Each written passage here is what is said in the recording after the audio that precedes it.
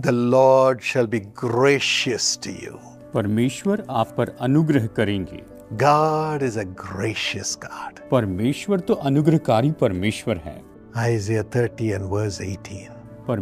यशायाह अध्याय 30 वचन 18 यही तो कहता है। This is God's promise for you. आपके लिए ये परमेश्वर की प्रतिज्ञा है। Many times we think God is a God of justice. कई बार हम ये सोचते हैं कि परमेश्वर तो न्याय के परमेश्वर हैं। He does justice to be gracious to you. और वो तो आप पर अनुग्रह करने के लिए न्याय करते हैं। First of all, God is gracious to those who repent and turn to Him. सबसे पहले परमेश्वर तो उन पर अनुग्रह करता है जो पश्चाताप करके उसकी ओर फिर कर आते हैं। 2 Chronicles 30 and verse 9 says so. दूसरा इतिहास अध्याय 30 वचन 9 यही तो कहता है। It says, if you return to the Lord, ये कहता है यदि तुम यहोवा की ओर फिरोगे, your God will be gracious and compassionate to you. तो तुम्हारे परमेश्वर तुम पर अनुग्रह करेंगे और तुम पर दयालु होंगे। He will not turn his face from you. और ये कहता है कि वो परमेश्वर आपकी ओर से अपना मुंह नहीं फेरेंगे। He will establish you in your land. और वो आपके देश में वो आपको स्थापित करेंगे। My friend, मेरे दोस्तों, Nehemiah 9:31 also says, नेहमिया 9:31 भी यही कहता है। God is gracious to those who repent and turn to Him. परमेश्वर उन पर अनुग्रह करते हैं जो पश्चाताप करके उसके पास आते हैं। The same God expects us to be gracious also. यही परमेश्वर हमसे अपेक्षा करते हैं कि हम भी अनुग्रहकारी हो जाएं। Ecclesiastes 10:12. सभोपदेशक 10:12 यही तो कहता है। Words from the mouth of the wise are gracious. जो बुद्धिमान व्यक्ति है उसके मुंह से निकले हुए शब्द तो अनुग्रह के होते हैं।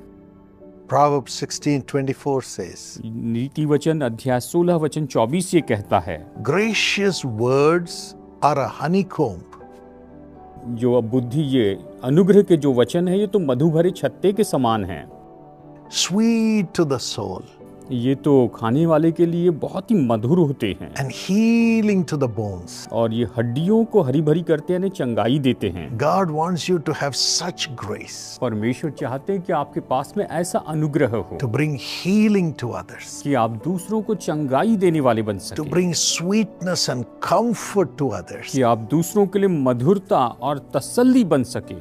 Even to the vilest enemy, we need to show God's grace. यहाँ तक कि सबसे बुरे शत्रु पर भी हमें परमेश्वर का अनुग्रह प्रकट करना है। We have been forgiven by the Lord through His mercy. परमेश्वर ने अपनी दया से हमें क्षमा कर दिया है। Let us also be gracious to others. तो आइए हम दूसरों पर अनुग्रह करने वाले हो जाएं। Secondly, in our conversation, we need to be gracious. दूसरी बात, हमें अपनी बातचीत में अनुग्रहकारी होना है। Colossians 4 and verse 6 says, कुलुसियों अध्याय 4 वचन 6 कहता है, let your conversation be always full of grace, तुम्हारा वचन सदा अनुग्रह सहित हो, so that you may know how to answer everyone. और सलोना हो तुम्हें हर मनुष्य को उचित रीति से उत्तर देना आ जाए। The Lord does not want us to be confrontational. परमेश्वर नहीं चाहते हैं कि हम केवल ऐसे बोलने के लिए बोल दें। We need to be full of grace all the time so that nobody will speak against us or nobody will overcome us. हमें हमेशा अनुग्रह से भरे रहना है ताकि तो हमारे विरुद्ध में कोई भी बात न करे और ना ही कोई हम पर जयवंत हो सके। And thirdly, और तीसरी बात, God wants every husband to be gracious to their wives. परमेश्वर चाहते हैं कि हर एक पति अपनी पत्नी के लिए अनुग्रहकारी हो। 1 Peter 3 and verse 7. पहला पत्रस अध्याय 3 वचन 7 यही तो कहता है। It says, husband, your wives are heirs with you of the gracious gift of life.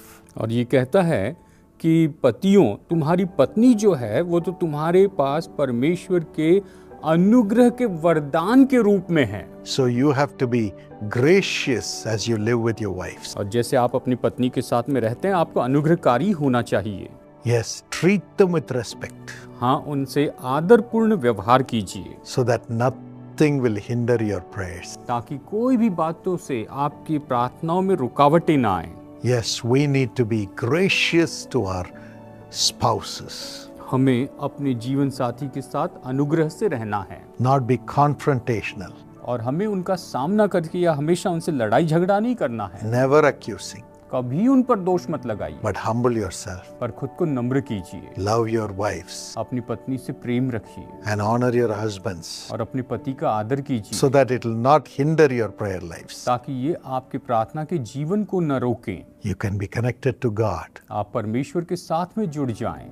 And fourthly, और चौथी बात, gracious in your giving.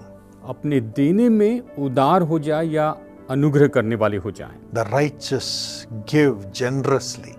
और जो धर्मी है वो अनुग्रह करके या उदारता से दान देता है, Graciously out of compassion. बड़े अनुग्रह से, करुणा के कारण वो देता है। May God give you this grace परमेश्वर आप पर ये अनुग्रह करे so that in everything God will be gracious to you. ताकि हर एक बात में परमेश्वर आपके लिए अनुग्रहकारी हो जाए। Father, पिता, help us to be gracious आप हमारी मदद कीजिए, हम अनुग्रहकारी हो जाएं।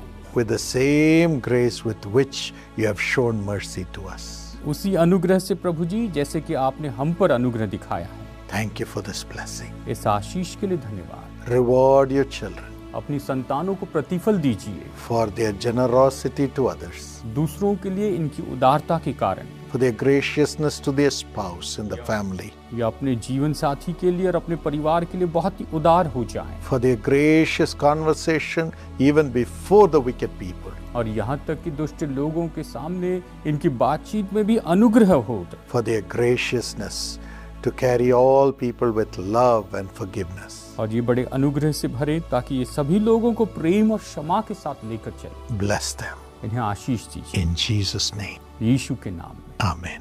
आमीन।